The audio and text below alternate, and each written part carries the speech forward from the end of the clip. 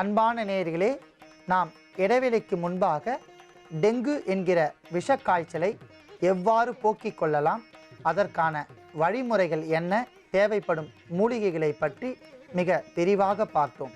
இப்பொழுது ஒரு சிலருக்கு ஒரு சில நேரத்தில் விஷஜுரங்கள் தாக்கி அவை அந்த நேரத்தில் விட்டுவிட்டு மீண்டும் ஒவ்வொரு மாதமோ அல்லது வாரத்திற்கு ஒரு முறையோ மீண்டும் அந்த விஷஜுரம் வந்து அவர்களுக்கு பல்வேறு வகையான நோய் தொந்தரவுகளை தரும்.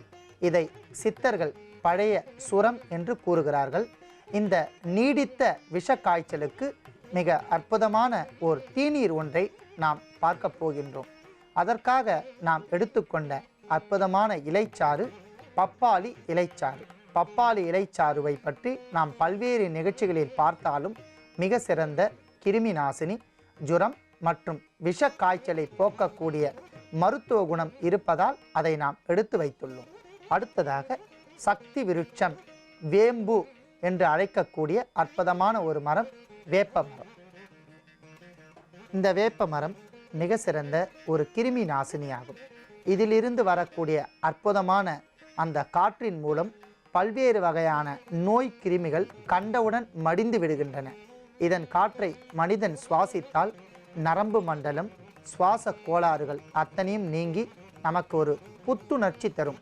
ஆகையால் தான் கோடை காலத்தில் வேப்ப மரத்தின் நிழலில் நாம் படுத்து தூங்கினால் நமக்கு புத்துணர்ச்சி ஏற்பட்டு பல்வேறு வகையான உடலுக்கு நன்மை தரும். இதை சித்தர்கள் சக்தி விருட்சம் என்று கூறுகின்றனர். அடுத்ததாக நாம் எடுத்துக்கொண்ட சமூலத்துடன் இருக்கக்கூடிய மூலிகை நிலவேம்பு.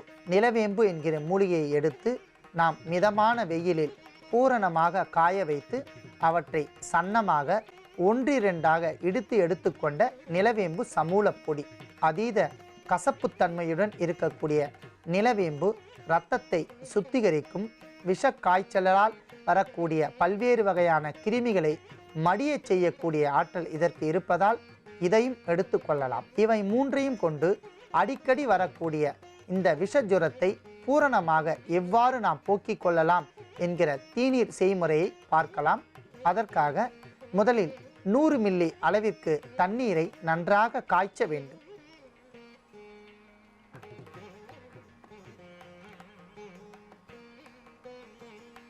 நன்றாக கொதித்து கொண்டிருக்கின்ற நீரில் முதலில் நாம் பப்பாளி இலைச்சாறை அரை தேக்கரண்டி சேர்க்கவும்.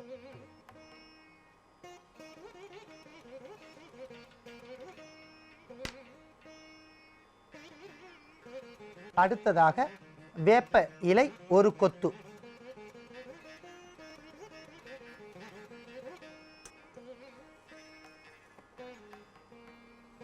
அடுத்ததாக நிலவேம்பு சமூல பொடி 1/4 தேக்கரண்டி.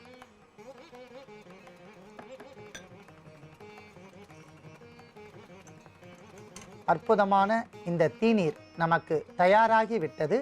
அதை நாம் வடிகட்டி எடுத்துக்கொள்ளலாம்.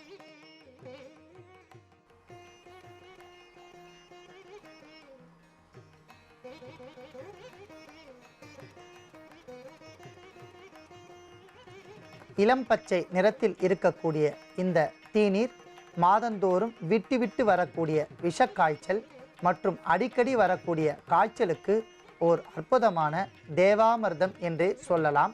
இந்த தீநீரை 15 நாட்களுக்கு ஒரு முறை, மாதத்திற்கு 2 முறை காலை வேளை வெறும் வயிற்றில் மலஜலங்கள் கழித்துவிட்டு வெறும் வயிற்றில் 30 மில்லி அளவிற்கு குடித்து வந்தால் படிப்படியாக மாதந்தோறும் வருகின்ற அந்த விஷக்காய்ச்சல் பூரணமாக நீங்கிவிடும். மாதத்திற்கு 2 முறை என்கிற முறையில் 3 மாதம் மட்டும் அருந்தி வந்தால் பூரணமாக இரத்தம் சுத்திகரிக்கப்பட்டு நமது உடலில் தங்கியிருக்கும் தேவையில்லாத கழிவுகளையும் வெளியேற்றிவிடும். விஷக்கிருமியையும் நீக்கி இரத்தத்தை சுத்திகரிக்கும். அன்பான நேயர்களே, எளிமையான மிகவும் மருத்துவ குணம் வாய்ந்த அற்புதமான இந்த தீநீரை தாராளமாக நீங்கள் பருகலாம். நோய் உடையவர்களுக்கும் இந்த தீநீரினுடைய மருத்துவத்தையும் மகத்துவத்தையும் கூறி பரிந்துரை செய்யலாம். நோய் உள்ளவர்கள் இத்தீநீரை பருகி நோயின்றி வாழ வேண்டுகிறேன். நன்றி, வணக்கம்.